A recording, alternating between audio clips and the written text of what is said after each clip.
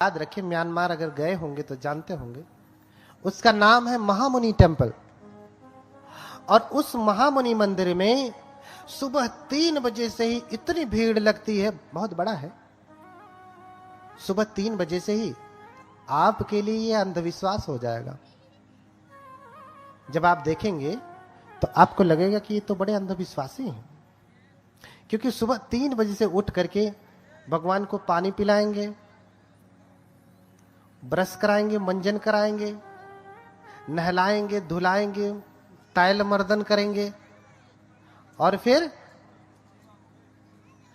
उनको सुंदर चीवर पहनाते हैं। ददामी तेभ्यो वर चीवराणि, सुंदर चीवर पहनाते हैं। ये क्रिया सुबह 3 बजे से ही शुरू हो जाती है।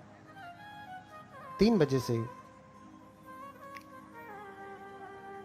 भगवान बुद्ध के साथ अगर आप जाएंगे तो आपको लगेगा कि ये तो अंधविश्वास है। भगवान बुद्ध पानी थोड़ी न पिएंगे, भगवान बुद्ध मंजन थोड़ी न करेंगे, लेकिन ये उनकी श्रद्धा है, उनका समर्पण है।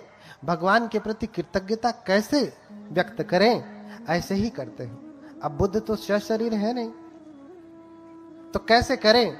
बुद्ध को प्रतीक मान करके ऐसा करते हैं।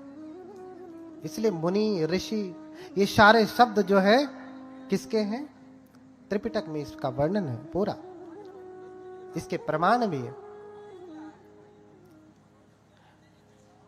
तो ऋषि वेश धारण कर लिया और हिमालय में तप करने लगे।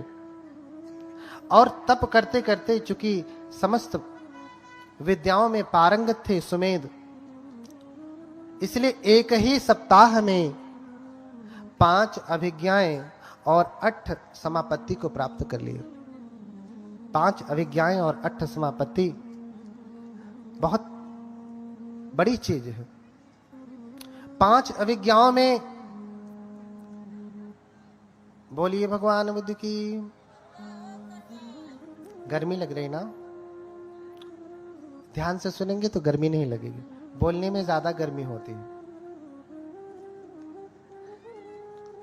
तो इसी वे समगहित्वान विहरन्तो समाहितो सत्ताह भंतरे 5 अभिज्ञा 8 विधम पिच। थोड़ा सा समय मिला तो बात शुरू। अरे रोज ही तो बतियावे के है।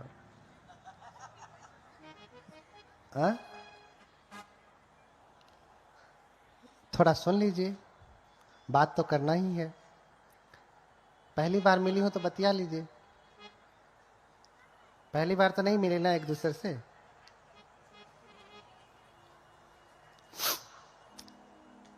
तो सत्ताह भंतरे 5 अभिज्ञा 8 विधम विचार। एक ही सप्ताह में 5 अभिज्ञा और 8 समापत्ति को प्राप्त कर लिए। 5 अभिज्ञा क्या है? अभिज्ञा को अगर हम परिभाषित करते हैं तो अभिज्ञा,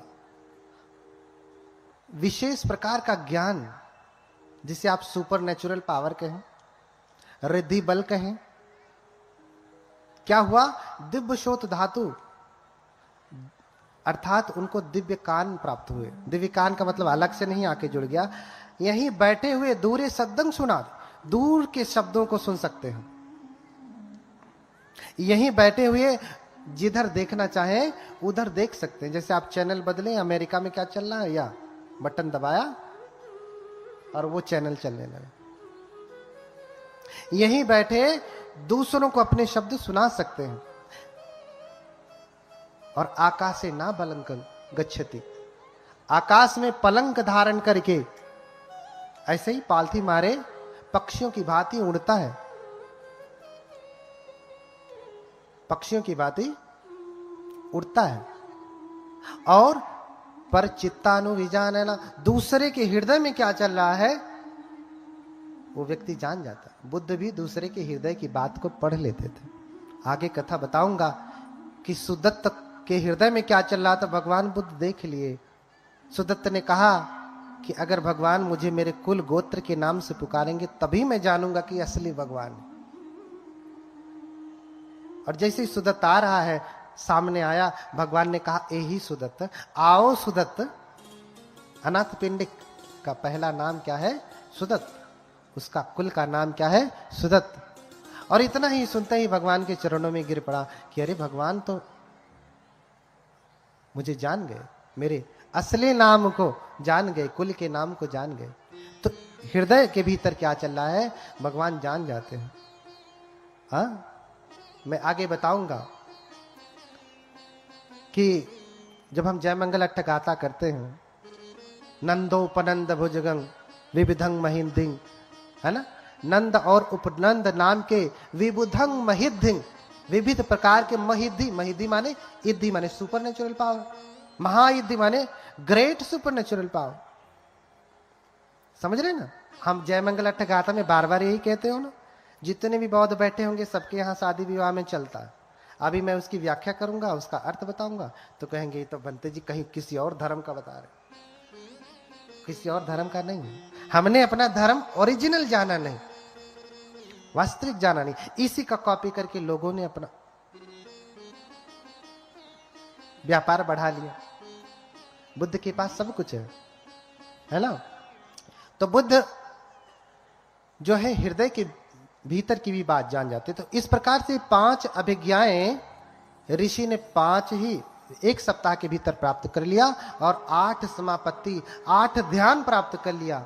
हाँ, प्रथम ध्यान ध्यान, द्वितीय ध्यान, तृतीय ध्यान, चतुर्थ ध्यान, हाँ, वितर्क विचार प्रीति सुख एकाग्रता सहितम प्रथम ध्यानम। तो वितर्क, पहले ध्यान में वितर्क विचार प्रीति सुख एकाग्रता, ये 5 ध्यानांग होते हैं। दूसरे में एक एक करके घट जाते हैं। वितर्क विचार प्रीति सुख एकाग्रता, विचार प्रीति सुख एकाग्रता, सुख एकाग्रता, ये चौथे में मात्र सुख और एकाग्रता रहती है। और फिर 5वां ध्यान आकाशानंत आयतन, अकिंचन आयतन, नेव संज्ञानाशय आयतन, और जो है अकिंचन आयतन। ये 4 जो है 4 ध्यान मिला के कितने हो गए? 8 हो गए। तो मात्र 1 सप्ताह में 5 अभिज्ञा और 8 समापत्ति को प्राप्त कर लेते हैं। अब आपके मन में प्रश्न होगा कि कोई, ठीक है, मन की कोई बात तो जान सकता है, आजकल मेंटलिज्म चल रहा है बहुत सारी। अभी यूट्यूब पे आप देखते होंगे, कोई लड़की है जो आपके मन में क्या चल रहा है जान जा रही मेंटलिज्म के द्वारा। वो बहुत सूक्ष्म, एक प्रकार से समझिए बहुत छोटा प्रयोग है। बुद्ध के ध्यान का प्रयोग करने के बाद बहुत विस्तृत ज्ञान प्राप्त होता है। वो तो एक भाग है, एक शाखा है मात्र, उसी पे चल रहे। तो अब हमारा शरीर तो 4 तत्वों से बना है। हाँ, इसमें मिट्टी है, पृथ्वी, आपो, तेजो, वायु। इसमें पृथ्वी है, मिट्टी है, आपो है, पानी है, और क्या है? आग है, और वायु है। 4 तत्वों से शरीर बना है। 5वां तत्व बाद में घेरता है। बौद्ध धर्म में इसलिए 5वें तत्व का उल्लेख नहीं है। क्यों? क्योंकि जब हम आकाश अनंत आयतन की साधना करते हैं तब आकाश तत्व घेरता है। जब हम समापत्ति का अभ्यास करते हैं, बुद्ध ने स्वयं इस ध्यान का अभ्यास किया, तब आकाश अनंत आयतन, तब आकाश धातु हमारे सामने आता है। तो हमारा शरीर 4 तत्वों से बना है, लेकिन कैसी अवस्था में है? सुषुप्तावस्था में है। हमारे में आग भी है, इस शरीर में भी आग है और बाहर भी आग है। लेकिन जब आप आग में हाथ डालते हैं तो क्यों हाथ जल जाता है? इस शरीर में भी पानी है, जल है, बाहर भी जल है, लेकिन जल में फेंक दिया जाए तो आप मर क्यों जाते हैं? बुद्ध नहीं मरते, बुद्ध नहीं मरते। बुद्ध तो पानी पे ऐसे चलेंगे। आप त्रिपिटक पढ़िए, जब भगवान उपदेश करने के लिए सारनाथ में आ रहे हैं तो नाविक से कहते हैं कि जरा मुझे पार उतार दो। बोला कि 10 कासार्पण लगेंगे, नहीं तो बैठो ही। शाम हो जाएगी, जंगली जानवर आएंगे, गंगा नदी को पार करना था, कोई पुल नहीं। तो बोले भगवान कि मेरे पास तो कोई धन नहीं, तुम्हें मैं कोई श्रेष्ठी दिखता हूं? बोले नहीं, धन है तो बैठिए आप उधर जाके भी क्या करेंगे? कहकर के उधर मुंह फेर करके बैठ गया और भगवान अपनी रिद्धि बल से गंगा नदी के जल पर ऐसे चलते चलते चलते इस पार चले आए और ऐसे घूम के देखता, अरे श्रवण गौतम तो महारिद्धिशाली है, जल के ऊपर चलते हुए जाता। आपको आश्चर्य होगा, भगवान बुद्ध 3 बार श्रीलंका में गए। आप जाइए, इतिहास देखिए, वहां के पुरातत्व ने बोर्ड लगाया है, यहां भगवान बुद्ध आए। और क्या देखा कि अमरावती में, अमरनगर में, दर्शनीयं मनोरमं, जो सुंदर है, बहुत ही अच्छा है, हरे भरे पेड़ पौधे हैं, फल फूल से लदा है, और लोग वहां पे क्या कर रहे हैं? सफाई कर रहे हैं। एक नगर है, गांव समझिए, वहां सफाई कर रहे हैं। जैसे यहाँ पे अभी जब कथा लग रही थी, लोग साफ सफाई, टेंट वेंट, साज सज्जा सब कुछ चल रहा है। दूसरे लोग पूछते हैं ना कि अरे क्या होने जा रहा है, जिनको नहीं पता तो कहेंगे भैया कथा होने जा रही, बुद्ध कथा होने जा रही। सोधेतम अंजसम दिस्वा ओ तरित्वा न भास्तहि किम तम अंजस सोधेस इति जनतं पुछे। क्या किए कि देखा उन्होंने कि सारे लोग साफ सफाई कर रहे हैं, कोई रास्ता बना रहा है, कोई पानी ला रहा है, कोई आसन लगा रहा है, साज सज्जा चल रही। तो आते हैं और पूछते हैं कि आप किसके लिए इतनी तैयारी कर रहे हैं?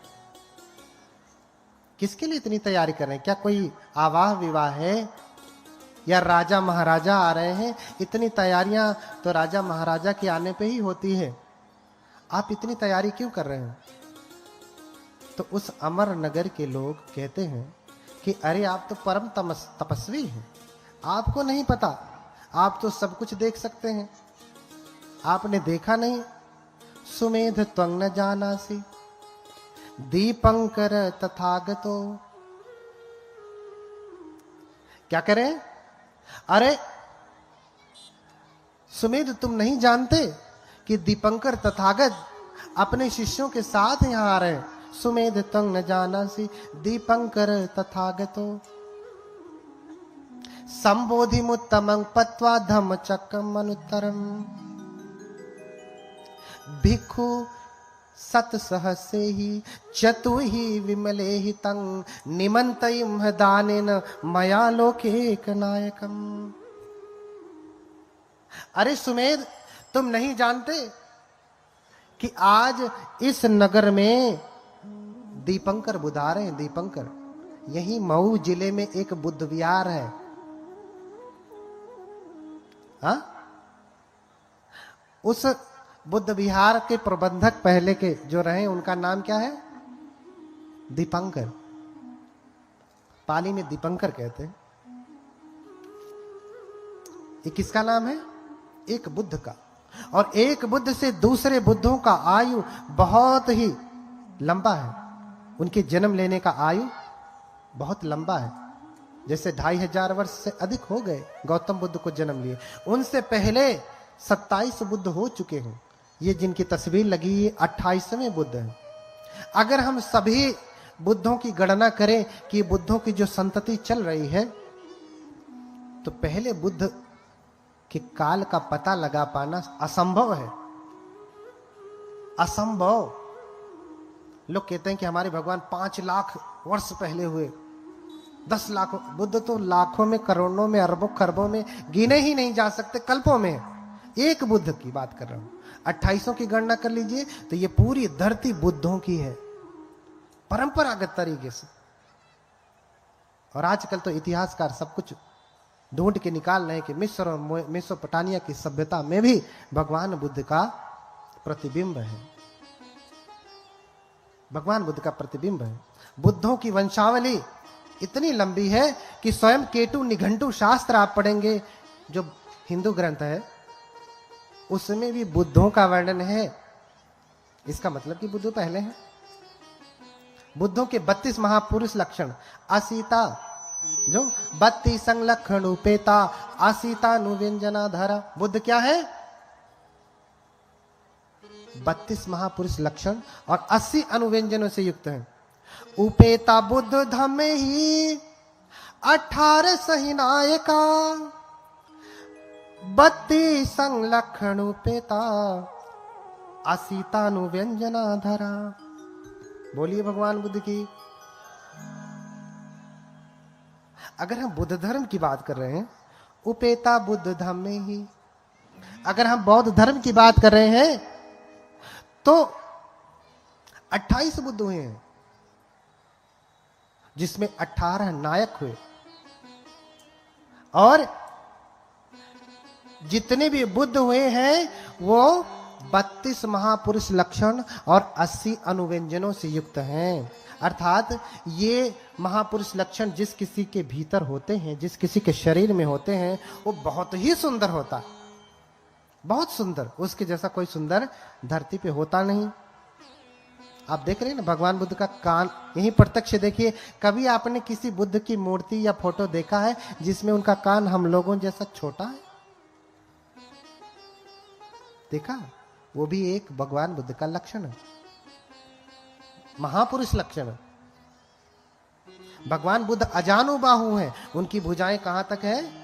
ऐसे खड़े होकर छुएंगे तो अपने घुटने को छू लेंगे,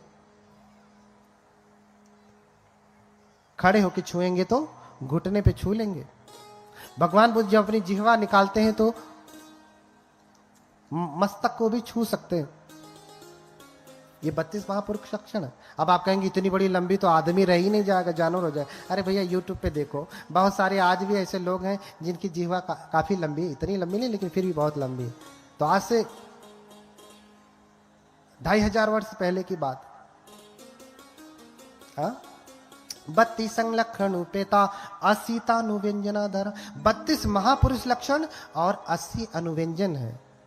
32 ग्रेट मार्क्स और 80 माइनर मार्क्स हैं। यानी 32 महापुरुष लक्षण तो है ही, इसके साथ साथ 80 छोटे छोटे महापुरुष लक्षण, 80 छोटे छोटे महापुरुष लक्षण। जैसे उनकी त्वचा पे कभी गंदगी नहीं बैठती। आपकी त्वचा पे गंदगी बैठ जाती है तो आप क्या करते हैं? तमाम फेस वॉश लगाएंगे, तो स्क्रबर लगाएंगे, तो भाप लगाएंगे, क्या क्या करेंगे, आपकी गंदगी छूट जाए चेहरे से, डेड सेल्स निकल जाए। लेकिन बुद्ध को ऐसा नहीं होता। बुद्ध को ऐसा नहीं होता। बुद्ध की त्वचा बिल्कुल वैसे ही है जैसे मोर के पंख, जैसे पक्षियों के पंख। पानी गिराएंगे, पानी उस पर टिकेगा नहीं, पानी उस पर टिकेगा। जैसे प्लास्टिक को पानी गिराया, पानी प्लास्टिक से चिपकता नहीं, ऐसे ही धूल मिट्टी सब कुछ भगवान के शरीर से चिपकता नहीं। बहुत गुण है, आगे बताऊंगा, अभी तो बस बता रहा हूं कि आपको आश्चर्य होगा कि श्रीलंका में भी भगवान बुद्ध 3 बार गए हो। दूसरा ग्रंथ कहता कि 4 बार गए हो। हाँ, दूसरा ग्रंथ मह्यंगमं नागदीपं कल्याणं पदलांचमं दिवा गुहम दीघवापि चेतियंच मुतिंगल। पढ़ लीजिए आप। हाँ, पढ़ लीजिए, आप पढ़िए, उसके बाद जाके आंखों से देख करके आइए। वहां श्रीपाद, भगवान बुद्ध का क्या है? श्रीपाद है।